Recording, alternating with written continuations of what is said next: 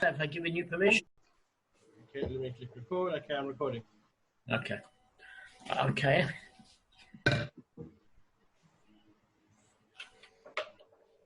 Baruch atah Adonai Eloheinu melech haolam asher kiddushanu b'mitzvotav v'tzivanu la'asok b'divrei Torah.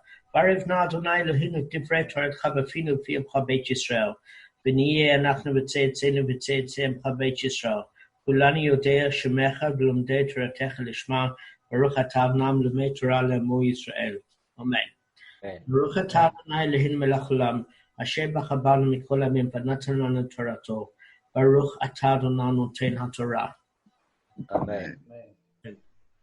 Okay, so what we're going to do is we're going to go to the Mishnah, and we again Rabbi Daniel Brody, Rabbi Gary Brody's brother. So I received it from him, so he should get the merit for this. So we're talking about a case where you're deciding not to eat anymore. So basically, once you've decided that you're not eating anymore and you change your mind, you need to make a new bracha no matter where you go, even if it's bread or mizonot, and even if there are people still at the meal that you were at, and even in the same room. So what it seems to be talking about here, and I didn't actually seem that clear, is that you made a decision that you weren't going to eat anymore, and then made a decision that you were going to eat again. So it means your mindset has stopped your original bracha. Okay? So basically, if a person ate one half of a sandwich in one place and then decided that you're not going to eat anymore, and then you went to another side of the room, to another room, where you decided to eat the other half of the sandwich, you'll have to make a new bracha hamotzi, as you broke your original bracha. If your hands become dirty in between, you will have to wash again. I must be honest with you, from reading this, I'm not quite sure I understand. I must be honest. But I need to maybe email him and just find a little bit more clarity. Anyway, I hope, guys, that the rest of this year is a little bit clearer than that, because I don't know what's going on. It doesn't kind of make sense to me 100%. No, that's I think it applies to all five of us. Okay, which means it's my fault, so I should have clarified. No, it's not your fault. It's difficult to understand, and the clean part of the hand is also tricky. I'm quite sure how that. Dave? Yeah, Michael? Sorry, just something else. I can't hear you. You've gone on mute. Can you hear me? Yeah, now I can. Yeah? When you say bracha, by the way, yes. When you say your own bracha, you can't. I don't think you can respond amen to it. I can't for my own. I'm trying to coax you guys to be. No, but we are. Okay, we also. Okay. Some of you are wonderfully diligent. I'm not egotistical enough to say amen to my own bracha. Marco's 100% correct. So let's learn a practical halacha, of which, Marco, thank you. You were the only one that saved us where we could actually learn a proper halacha today. I shouldn't say amen to my own bracha. He's 100% correct. But I don't have a cattle prod to let you guys know to stay awake, because the rest of my shiur you can fall asleep in. But at least say the bracha of amen when I'm finished. So there's only two parts that you have. That bracha for the Torah has only got two amen. Sometimes you guys say a third amen, like in the middle. I'm not sure where, but what I'm going to do is I'm going to send you the bracha itself, so you know at which two places to say amen. Marco, you're 100% correct. 100%. I was just trying to coax it to say amen. But you're right. Amen. I don't say saying amen to my own bracha. I'm not a Seventh-day Adventist. I do it quite a bit. It's a mistake. I need to stop it. I do it out of habit. It's just a bad habit. Not out of egotistical or arrogance or anything. Okay. I sometimes say it. So, guys, we're on 13, B3, and we're a little behind because we did miss a session, but this is important. And we discussed that you have to be there with regards to the when the ox, the owner had to be the same whether when the ox caused the death of the person or cost the injured party money, and then the ox before the court case, and then the verdict alike without a change of ownership. Now we're discussing about private properties. What we discussed, how the previous part of the Gemara worked out, is that a change of ownership is the change of a property, meaning it's no longer under your ownership. So now we're saying, learning a different principle, and this should be obvious to you. One is liable for damage done in any place except for a premises that is reserved exclusively for the damager. So, for example, I've got a Chihuahua, and it goes in Kevin's house, and Kevin's Rottweiler eats my Chihuahua. Okay. Now, do I have a claim against Kevin? No. Why? Because it's Kevin's property and it's his domain, and the dog shouldn't. The dog goes into the damaged party's domain. The damaged party is not liable at all. Exactly. So Kevin can say to me, "What was your Chihuahua doing on my premises?" It's private property. Yeah. A person is not required to guard his ox, his Doberman, his Rottweiler against damaging within the confines of his own property, since other people have no right to enter there. So that's a clear case. Okay. Now, what I want to do is, before I hit this Mishnah, is I did a little bit of work, because this Mishnah was a little confusing to me when I first read it, and I spoke to Rabbi Cohen, and we had some clarity. And then with regards to custodians, which is going to come up later, I had some questions there. So I had to do a little bit of work, guys, which is a good thing. So let me just share my screen with you and explain to you how it actually works. Yeah, thank you for doing it. Obviously, it was complex. Yeah, you know what? When you understand it, it actually wasn't. But sometimes I'm a little dwarf without enough sleep. All right. So, guys, this is the Mishnah that appears in the 9th daf, okay? And what the Gemara does is it explains the Mishnah. Every time you have a piece of Mishnah, you've got a chapter or pages that go through, Gavin, you've seen with Sanhedrin, it goes through an explanation of the Mishnah in detail. Arthur's got a book of Bava Kamma Mishnayos. You remember, Arthur, your blue book? It's exactly that, but we're going through it in depth. So, guys, there's 2 ways to read the sentence, and I made the one in blue and the one obviously in black. And this obviously deals with how Rav Elazar is interpreting it, and how Rav Chisda is interpreting it in the name of Rav Aviva. Now, I've switched this around in my way of doing it here, compared to the way the Gemara explains it. Because the Gemara explains the second one first and the first one second. And that's where I got a little confused. So let me just unpack this. What happens is, when you're reading the original Aramaic, I don't know if you know, even if you're reading the Chumash, there's no punctuation. And when there's no punctuation, there's more than one way to interpret it. So I wanted to go through Rav Elazar, and he holds the following. You read the statement as follows. One is liable for damage done in any place except for premises that is reserved exclusively for the damager. Now, guys, we've just done that. Okay? But the thing of it, he sees it as one sentence carrying on with the following. And it says, and on a premises belonging to both the damaged party and the damager. So this is how he interprets it as one sentence. One is liable for damage done in any place except for the premises that is exclusively reserved for the damager, and on a premises belonging to both the damaged party and the damager. So when you read it as one sentence, okay, then what is the interpretation of that? It's coming to exempt. Because if my Chihuahua goes into Kevin's premises and his Doberman eats my Chihuahua, he's exempt. I've got no right to be there. And when it's using that sentence, we just finished reserved exclusively for the damager, and on a premises that's shared by both the damaged party and the damager, there's an exemption for liability. Can you see that? Yeah, I wish they just said it. Yeah, I don't know why they just don't say it a bit more simpler. Okay, but where it was confusing in the Gemara, Marco, and this was really confusing, is they mention Rab Elazar lost. And it does, to me, it made it a little bit confusing because I wasn't thinking straight. So I did it in this way to make it easier. Then we're going to interpret what Rav Chisda said in the name of Rav Avima.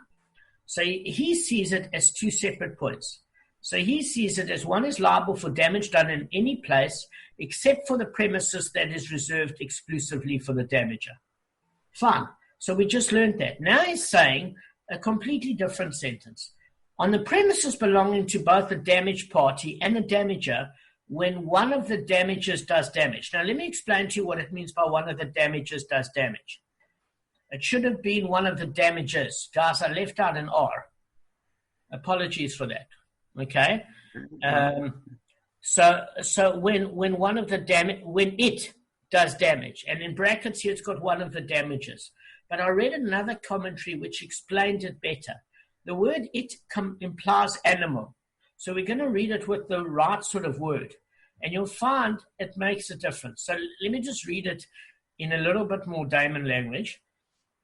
On the premises belonging to both the damaged party and the damager, when your animal does damage, the damager is obligated for the damage with the choicest of land.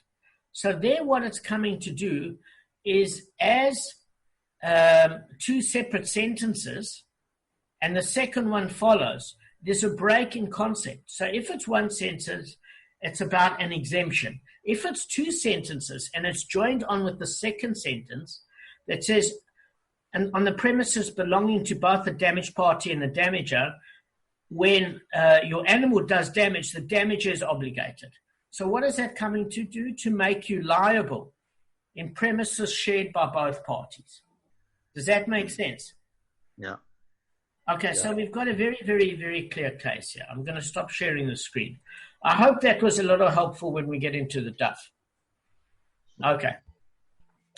So, and on the premises belonging to both the damaged party and the damager, so the meaning of the statement is unclear. So is it a continuation of the previous statement, or does it flow in the next statement? So basically, if it's a continuation of the previous statement, it means there's an exemption, because we just learned above that if my chihuahua is in Kevin's premises and his Doberman eats it, he's exempt. And then if it's coming to continue that sentence in a property that belongs both to the damager and the damaged, he's exempt. If it's a new sentence and it carries on with the following sentence, that person is now obligated. It's very straightforward. So what we're going to learn is as follows. Rav Chisda said in the name of Rav Avimi, in a yard belonging to partners, okay, the Torah obligates one to pay for shein and regal damage done there by one partner to another. And this is what the Mishnah is saying.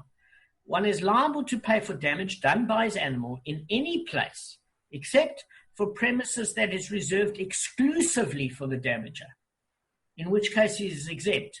But on premises belonging to both a damaged party and the damager, when the animal does damage, the damager is obligated. Okay?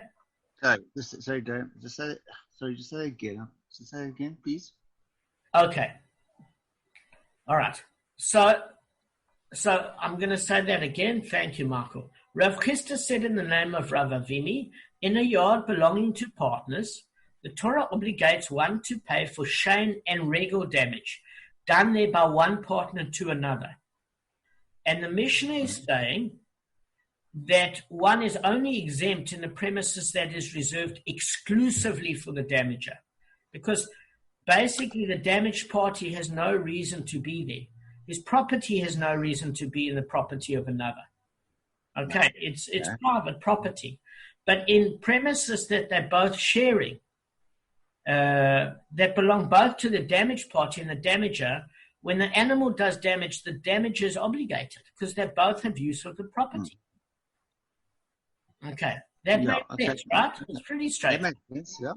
Okay. Yeah. So, what? How does this whole thing develop before we have the dissenting view?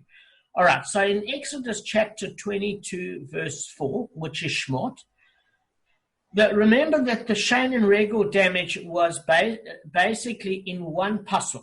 You remember, it followed Gavin. You remember, you and I went through this on the phone. It's one pasuk. Yeah. And when I discussed it with you, I think, Kev, you might have just joined at this point. It was in the third daf. It said, and it consumes in the field of another. So in order for you to be obligated for Shein and Regel damage, you exempt in the public domain. It has to consume in the field of another. Yeah. Okay? We're going in the 58th daf. Kevin, in 58b of Bava Kamma, we're going to go through this whole Shein and Regel story in depth. But in the meantime, what we learned in the third daf, I think you might have joined by then, I'm not sure. One of the criteria for being obligated to Shein and Regel is it has to be in the field of another. That's why you exempt in the public domain. Okay? So one of the reasons that you're not obligated if you're basically in the public domain is it's considered public property. The individual isn't losing as a result. But what it wants to know is that if it's shared property, according to Rav Eliezer, who's got a dissenting opinion, he's saying if it's your property and you're sharing it with somebody else, it's not the field of another because you're part owner. Does that make sense? That's his dissenting opinion. For how it's a good sentence. It's very strong, actually, I think. Yeah, it is strong. You must know that both these opinions are very, very strong. So according to Rav Eliezer, the phrase on the premises of a damaged party and the damager is attached to the previous phrase of the Mishnah, except for premises that is reserved exclusively for the damager. So the Mishnah is teaching that one is not liable for Shein and Regel damage done to his partner in a jointly owned yard. Okay. So let me just go through the dissenting opinion. So Rav Elazar says a partner in a property is not liable for Shein and Regel damage done there by his animal to his partner's possession. And this is what the Mishnah is saying, guys. One is liable for damage done in any place except for the premises that is reserved exclusively for the damager, because that fulfills the biblical edict to damage in the field of another, as well as premises that belong to the damaged party and the damager. He's also exempt. Okay. Now, Marco, I just want to test you. According to Rav Elazar, why is there an exemption? Well, I don't understand why there is an exemption for Shein and Regel in a private domain. I understand I understand that in a public domain there's an exemption, but in a private, the damager could be responsible. If his ox damaged another, whether it's a shared property or whether it's another person's property, or his own property. So let's just. Am I on the track? Exactly. So let me just go through this clearly with you, because I had a feeling that it's a bit of a battle. So you find with Rav Kirchista quoting Rav Avimi, because to you that makes sense. So initially, the way he's reading the sentence, listen, I understand if you go and break into somebody's property, how it's not that person's problem because you have no right to be there.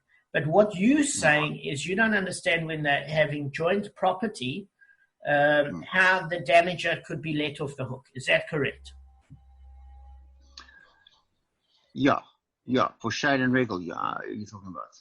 Okay. So this is what I'm coming to say is that when we did the Gemara in 3b, okay, what we had to note is that according to Shmot chapter 22 verse 4, it was saying, and it consumes in the field of another. So I tell you why the dissenting opinion occurs. Rav Elazar has got two reasons for it. Number one, in order for you to be obligated for Shein and Regel damage, it's got to be in the field of another, meaning that I can't be part owner in that field. because then it's also my field.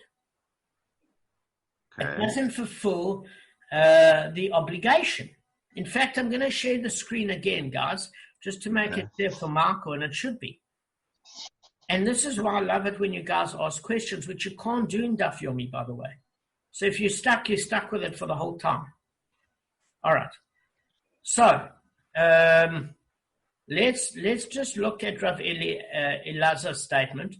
He reads it as one statement. One is liable for damage done in any place except for the premises that is reserved exclusively for the damager and on a premises belonging to both the damaged party and the damager. So that's the second reason, Michael. When he reads it as one sentence, it's an exemption for both premises of the damager as well as damage shared on both premises, because he looks at that chapter in Exodus and he says, but it's not in the field of another. The guy has part ownership in the field. So therefore, it doesn't fulfill the requirement. And he's reading it as one sentence. Does that make sense? With Rav Chisda, he's putting a full stop after the term premises that is exclusively for the damager, full stop. And then he's saying, Rav Chisda, which you understand, on a premises belonging to both the damaged party and the damager, when one of the animals does damage, the damager is obligated for the damage with the choicest of land. So he's carrying on the sentence with the next sentence. So Rav Chisda is joining it with the next sentence. Rav Elazar is joining it with the sentence causing an exemption. And Rav Elazar's logic is very simple, that it has to be done in the field of another. And when you own the property, along with the other person, it's not considered the field of another. It's considered a field owned by both. Okay. But even if you don't agree, I want you to at least understand the logic of where it's coming from. The thing that we're going to ask ourselves now is, what does he do with this next sentence? In other words, how does he interpret the sentence when your animal does damage, the damager is obligated to make payment? This sentence seems like it's just hanging about. So what does he learn from that other sentence? And that's what we're going to deal with now. But at least is the case clear to you guys? Yeah, it's just I'm wondering why why it had to be phrased in such a complicated way. Maybe I'm not appreciating it fully yet. But anyway. No, listen, Michael, this whole thing is just, I often wish that the Gemara would just give you a set of rules and you didn't have to interpret everything. I agree with you. That's the nature of Gemara. That trying to, I think one of the issues is that they got an original source, and after hundreds of years, certain sorts of information were probably lost in different areas with the diaspora over centuries, and they wanted to try and see if they could stick to the integrity of what was required of them. I think that's how it took place, to be honest. I don't know what you think. They say when the Mashiach comes, whoever's right it will be revealed to us who's right. Like, with Hillel and Shema, we mainly take Hillel's opinion, but we don't know guaranteed that it's right. It's just that's the way we've done it. And the same, there's different interpretations. But when the Mashiach comes, we'll know exactly which interpretation is actually correct. Exactly. So, Marco, at the moment they are dissenting. Hashem's created it in this way to make it exciting and to make us have to toil and actually go through it, because both opinions are very good.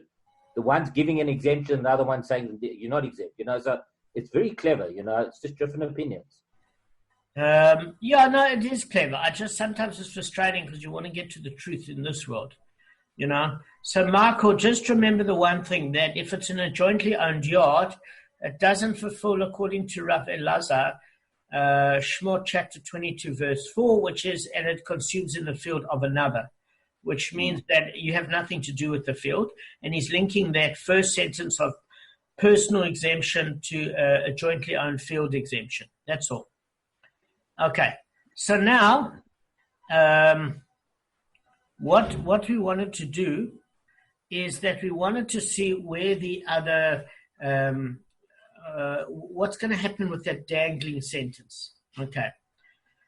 So now what we say is, and the next clause of the Mishnah which states, when the animal does damage, the damager is obligated. So what we're doing here is we're coming to include liability for keren damage, which has not been previously mentioned in the Mishnah. Now, guys, I just want to give you a recap on 3b. There were two opinions. There was the opinion of Shmuel and Rav. Now, if you remember, Rav had under ox, under shore, he had three categories. He had keren, shane, and regel. Do you remember that? That was Rav. Mm-hmm. Mm-hmm. Yeah. And Shmuel didn't have those three. Do you remember what he said? Yeah. He said... Excluded keren. Yes, he excluded keren. It's exactly it. He excluded keren. So for him, shore was under the category of regel because there was a biblical source for it. And there was, under Mave, he never came to include man. Under Mave, he put shame because Mave had to be living. So the anatomy of a living, which is the tooth of an animal, versus the spit of man, which is like the torda of man, were both part of the anatomy of the living. So he interpreted Mave as not man like Rav did, but as shame. So according to the Mishnah, Shmuel said that shore, which is the ox, was regel. You had pit, you had shame, which went under the category of Mave and fire.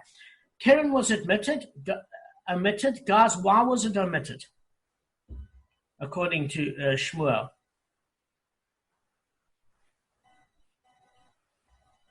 Guys, why was which one omitted? Keren. Yeah. Just trying to think back now. It was more natural. Well, he said it's going to come later on. Kevin's going to ask something. Kevin, what were you saying? Maybe it's a natural instinct to the keren, the horns of the animal. Maybe that's one. Okay, so you... yeah, look, you know what the thing of it is that in fact, the opposite to a certain extent is true. And I'll tell you why. It's because naturally an animal damages when it walks and moves. So that takes care of regel. Naturally, an animal wants to eat and satisfy and itch and chomp away. So that covers shame. Those are natural features. When an animal goes crazy and attacks, that's unusual. And it's for that reason that we pay tam. In other words, the mercy of paying half damages from the gufa of the animal. So we list in the first Mishnah only things that are muad from the outset. And it's because it's not the animal's nature to do it that we don't discuss things that are tam to start with. Therefore, it's not included in the opening Mishnah. So, according to Shmuel, this interpretation fits nicely of Rav Elazar because we haven't mentioned the case of keren yet. You get what I'm saying? That works well. But according to Rav, it's a bit of a problem. Why is it a bit of a problem, guys? Very simply, because Rav mentioned it. So what is Rav Eliezer going to do with that particular sentence? So this is what he's saying. This is what the interpretation is, the damager is obligated coming to say. It fits nicely with Rav Ashaya, because remember Rav Ashaya was talking about four types of custodians. So basically, the final clause of our Mishnah comes to include liability for that case of damage, according to Shmuel, of keren, half damages, because only muad damages were mentioned in the first Mishnah. And then, according to Rav, if you want to say Rav needs to be happy with Rav Elazar's point of view of what, when the animal does damage, the damager is obligated. What is it coming to bring? The case of Rav Ashaya. This is what Rav Ashaya comes. And he said to include the case of an unpaid custodian, a borrower, a paid custodian, or a renter, in which they were obligated to look after an animal, and that animal took damage on their premises. Okay? Mm-hmm. In the case of a tam, the owner pays half damages. In the case of the muad, he pays full damages. And now it's going to say, okay, if you have a guardian and the wall enclosing the animal broke open during the night, or robbers broke it open, okay, and the animal went out and did damage, the custodian is not liable. So now it's going into discussion and saying, all right, so fine, we know what to do in terms of care and damage. We're going to come back to care and damage according to Shmuel. But let's discuss Rav's case. So it says, okay, so now what we talk about custodians, let's learn some new rules. Remember, we learned from Rav Shaya certain rules, we're learning other ones. So if you have a custodian that was going to look after your animal, and the wall in your premises, you went on holiday to Australia, and the wall enclosing the animal broke open during the night, and robbers broke in, etc., and the animal escaped and did damage. The custodian is not liable. Okay? Why is the custodian not liable? Because somebody else. It's not negligence or anything. It's what kind of custodian is he? Sorry. Okay. What kind of custodian is he? First of all, but he wouldn't be liable in any case with any type, whether he was a shomer, paid, unpaid. He wouldn't be liable. Okay, so let's just say, no matter what custodian, he wouldn't be liable. What were you going to say? Yeah. No, because the robber is basically a force beyond control. It's not, it's an external thing that happened that was beyond the guy's control. Somebody broke in, it was open, something happened to the animal, and that was it. The custodian didn't know about it. Sorry, the war broke down. Yeah, sorry. Okay, so listen, it does. Michael did bring up a good point. I'll address it. And Michael's point is that generally there are certain types of custodian that if the animal even gets hit by a bolt of lightning, you have to replace it. But there's a difference between damage done to that thing that you're looking after and the damage that animal does to something else. Okay. We need to discern between two different types of damage. Damage to that property and what that property does to other things. And we're going to break this up, and it's going to come up. But for this particular principle, if you're sleeping and it happens at night and it's pitch black and you don't have electricity, you can't go searching for the animal, you're asleep, somebody broke in, etc., you're obligated during the day, but not necessarily at night. So basically, it says if the wall enclosing the animal broke up during the night, firstly, it's assuming that the wall is secure and it's a normal wall, because if you saw damage during the day and it was a wall that was crumbling, you are obligated and you have to inform the owner. Even if it's not your wall, you have to at least inform the owner. And if the owner didn't do anything with it, he's responsible to a certain extent. But if it was broke open during the night and the person is sleeping and they looked after the animal during the day and the animals are well looked after, it's beyond that person's control. If robbers broke it open, it means that the wall was secure, so you're not negligent. However, during the day, there's a negligence, because why? You should be not sleeping, you should be awake, and you should be aware. So this is coming to exempt in the case of night with unusual circumstances. So we're going to discuss tomorrow the different sorts of custodian and the difference if that animal causes damage to something else versus if something comes to damage the animal that you're looking after. There are slightly different circumstances, okay? And also bear it in mind that each of those custodians have got different obligations. All right, we're on 3B4. I'm sorry it's going slowly, guys, but we're not actually wasting time here. We're going as quickly as we can. I hope you guys are happy, but we're going as quickly as we can. No, that's fine, because it's clear. I mean, it's obviously the pace that we need to go at. Yeah, and I didn't add in a lot of detail, guys, believe me. I restrained myself. I hope that helped. So, guys, I hope you have a wonderful day. And Michael, thank you for saving us by teaching us a halacha that was decent. Because I don't know what was going on there. And just keep well. Thanks very much. Yeah, I'll see you guys on Wednesday. I'm fortunate enough to have been invited to a golf game, which I'm going to. So I'll catch up with the recording afterwards. Yeah, but you see, Michael, we have to now go to the trouble of editing that out because what it's saying there. Oh, God, sorry. No, I'm allowed. Now, I knew you were having a golf thing, but what I wanted you to do to send it to the group because nudge, nudge, wink, wink, say no more, meaning we wanted to look apparent like we all tzaddikim, etc., not that there's a golf thing. It's like, yes, I'm out. I knew you were playing golf. Freedom. I'm going to do something. I'm going to do something normal. I look like a criminal. I don't look like a tzaddik. Marco, carry on. Do what you want. Boy, you know what, Marco? You're on course, Michael. On a course. Okay. On a golf. Sorry. Course. On a golf course. On a course. Yeah, of course. In the sunlight, yeah. You know what? I don't blame you. I actually don't blame you at all. So listen, have fun tomorrow. I think you need that outlet. I think we all need that outlet. Kevin goes for a 2-hour run on a Friday. Every day. Every day. Fridays. But Fridays, and just enjoy your game.